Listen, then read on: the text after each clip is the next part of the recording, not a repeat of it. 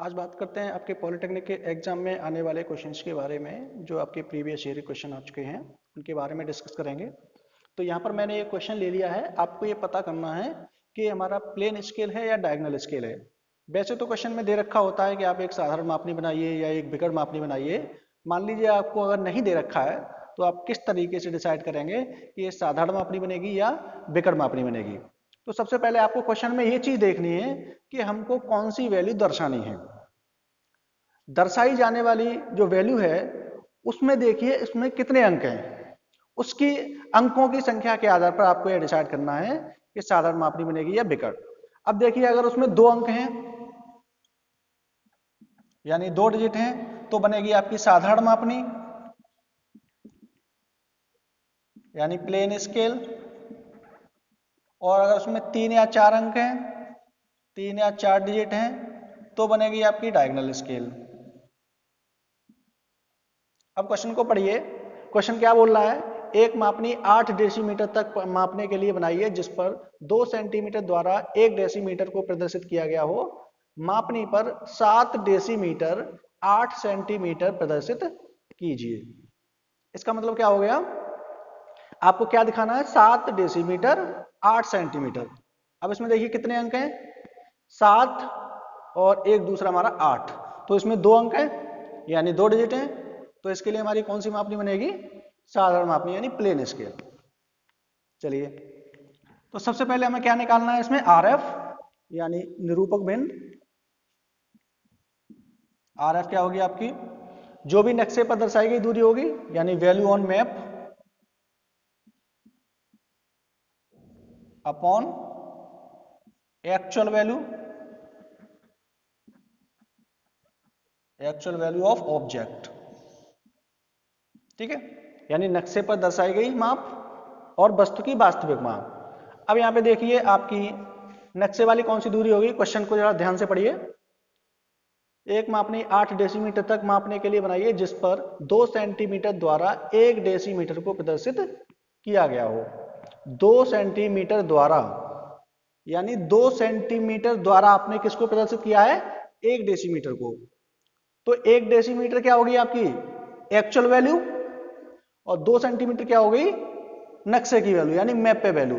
तो आप 2 सेंटीमीटर लिखेंगे ऊपर, 2 सेंटीमीटर बटे 1 डेसीमीटर। अब क्या करना है आपको, डेसीमीटर को जो ऊपर वाली यूनिट है सेंटीमीटर उसमें चेंज कर लेना है। तो 1 डेसीमीटर में होता है हमारा 10 सेंटीमीटर।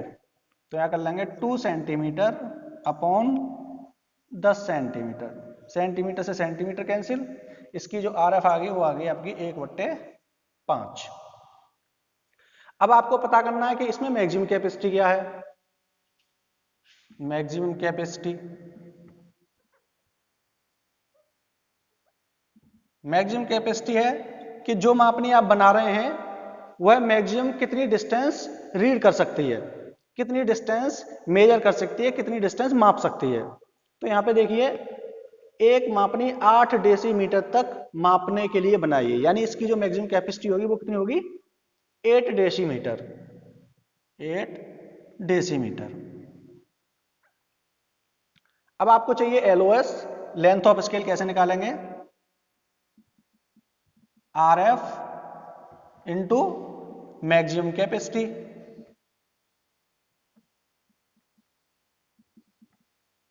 तो आरएफ यहां से निकल के आ गई आपकी कितनी, 1/5 इंटू मैक्सिमम कैपेसिटी कितनी है आपकी 8 डेसीमीटर। डेसीमीटर 1/5 और डेसीमीटर को आप सेंटीमीटर में चेंज कर लीजिए, कितना हो जाएगा, 1 डेसीमीटर में 10 सेंटीमीटर। तो ये हो गया आपका 80/5 यानी ये हो गया आपका 16 सेंटीमीटर।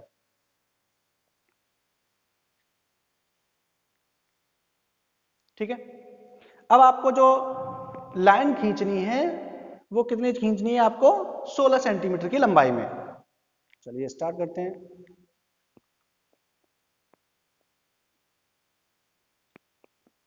अब ये पता हमको यहाँ पे प्लेन स्केल बनना है तो हम क्या करेंगे, 16 सेंटीमीटर की लंबाई में हमने लाइन खींच ली।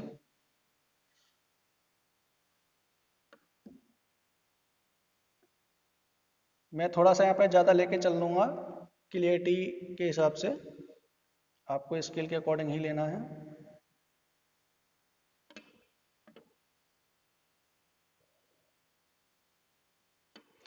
ये लंबाई होगी हमारी कितनी, 15 सेंटीमीटर। एलओएस जो हमारी निकल के आई थी वो थी 15 सेंटीमीटर, सॉरी 16 सेंटीमीटर,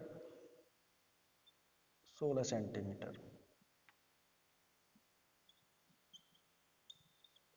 अब इसकी ऊंचाई कितनी लेते हैं, हमें पता है कि इसमें सिंपल स्केल बनना है, तो इसकी ऊंचाई हम लेते हैं 10 mm की।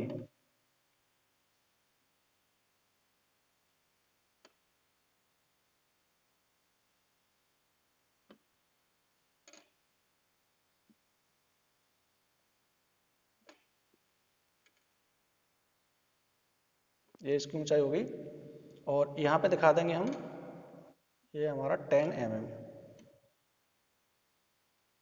ये जो डिस्टेंस रहेगी इसकी वो जाएगी आपकी 10 mm। अब इसमें क्या करना है, हमें डिवीजन करने हैं। जो 16 सेंटीमीटर की लंबाई आई है उसमें हमें डिवीजन करने हैं, और डिवीजन किसके बेसिस पर करते हैं, मैक्सिमम कैपेसिटी के बेसिस पर। मैक्सिमम कैपेसिटी कितनी है आपकी, 8 डेसीमीटर, ठीक है। तो इसके कितने भाग करने हैं आपको, 8। इसको आप mm में चेंज करना चाहें mm में चेंज कर लीजिए। 1 सेंटीमीटर में होता है आपका 10 mm, तो 160 mm हो गया। अब इसके आपको 8 भाग करने हैं, तो कितने के हो जाएंगे, 20 mm के। इसमें 8 भाग हो गए 20 mm के, तो आपने क्या किया, इसमें 8 भाग कर दिए 20 mm के।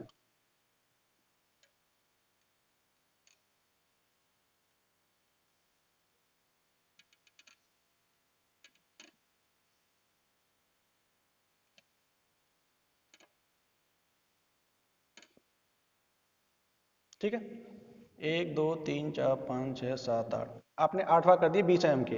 अब क्या करना है आपको, θ1 पहला एंगल लेना है आपको। मान लीजिए अपने 15 सेंटीमीटर ले लिया, 20 सेंटीमीटर ले लिया, जो भी आप लेना चाहें। मान लीजिए आपने 20 सेंटीमीटर ले लिया, सॉरी 20 डिग्री ले लिया पहला एंगल। तो आप क्या करेंगे, इस तरीके से 20 डिग्री एंगल पर एक लाइन ड्रॉ कर देंगे, कितनी भी लंबी। आप इस लाइन को कितना भी लंबा लेके जा सकते हैं।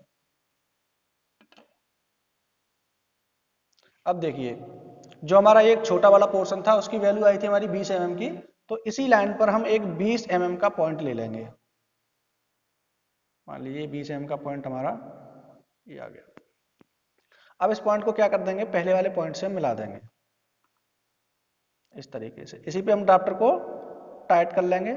अब हर पॉइंट पर हम क्या करेंगे, ड्राफ्टर लेके जाएंगे और लाइन खींचते हुए चले जाएंगे।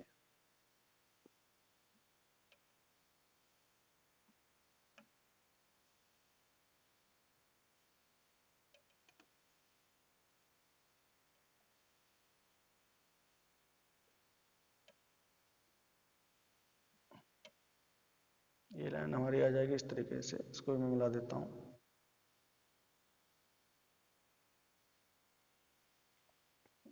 अब देखिए इसमें क्या देना, हमें नाम देने हैं।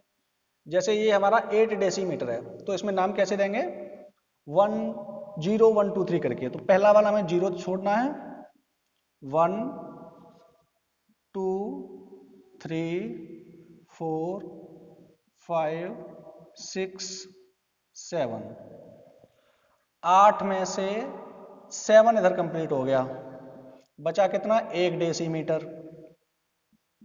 तो एक क्या लिख देंगे इधर, 1 डेसीमीटर, डेसीमीटर। अब 1 डेसीमीटर किसके बराबर होता है, 10 सेंटीमीटर के बराबर। ठीक है, 1 डेसीमीटर होता है हमारा 10 सेंटीमीटर के बराबर। तो देखिए यहां पे डेसीमीटर है, तो यहां पे हम लिख देंगे डेसीमीटर, इस जगह पे लिख देंगे हम लोग डेसीमीटर।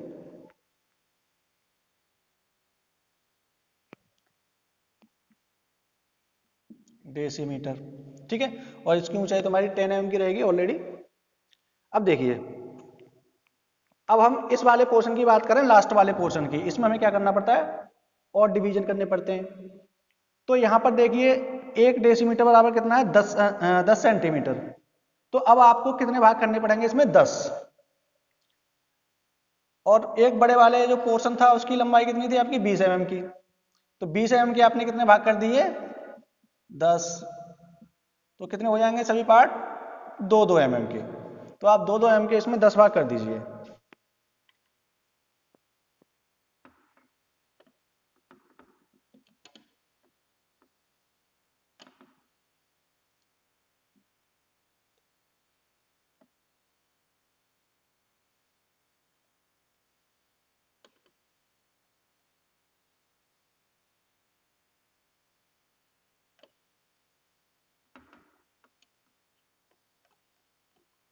इस तरीके से आपके 10 भाग हो गए 2-2 mm के। अब आपको क्या करना है, जैसे आपने ये वाली लाइन खींची थी पहले वाले डिवीजन के लिए, तो आप एक और लाइन खींचेंगे दूसरे वाले डिवीजन के लिए। वहां पे एंगल ले लिया मान लीजिए आपने 45 डिग्री का, तो 45 डिग्री पे आप एक और लाइन ड्रॉ कर देंगे। इस तरीके से आपने 45 डिग्री पे एक लाइन ड्रॉ कर दी। अब ये छोटे छोटे पोर्शन जो है आपके कितने के हैं? 2-2 mm के। तो इसी लाइन पर आप 2 mm का एक पॉइंट ले लीजिए। मान लीजिए आपका पॉइंट ये आ गया। अब इसको क्या कीजिए, पहले वाले पॉइंट से मिला दीजिए और इसी पर ड्राफ्टर को आप टाइट कर दीजिए। अब हर पॉइंट पर आपको ड्राफ्टर लेके जाना है और इस दूसरी वाली लाइन से सीधे मिलाते हुए चले जाएंगे। डायरेक्टली आपको दूसरी वाली लाइन से ही मिलाना है।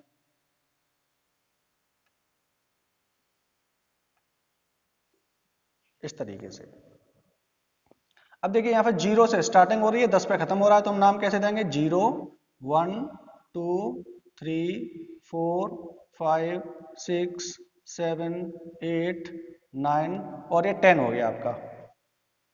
ठीक है, इधर आपका डेसीमीटर है और इधर आ गया आपका 10 सेंटीमीटर। अब आपको कौन सी दूरी दिखानी है? 7 डेसीमीटर और 8 सेंटीमीटर। तो 0 से लेकर के 7 तक आपका इधर आ जाएगा।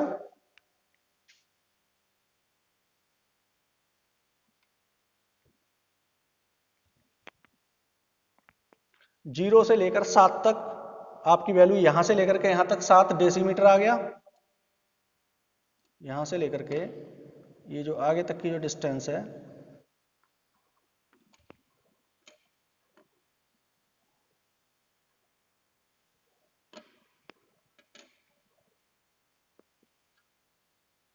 ये हो गया आपका 7 डेसीमीटर।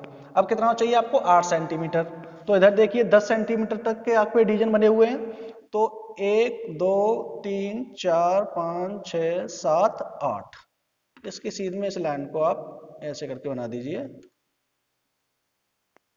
ये हो जाएगा हमारा 7 डेसीमीटर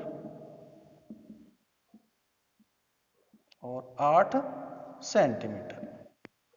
और सबसे लास्ट में यहाँ पे नीचे हम दिखा देंगे, ये डिस्टेंस है हमारी LOS।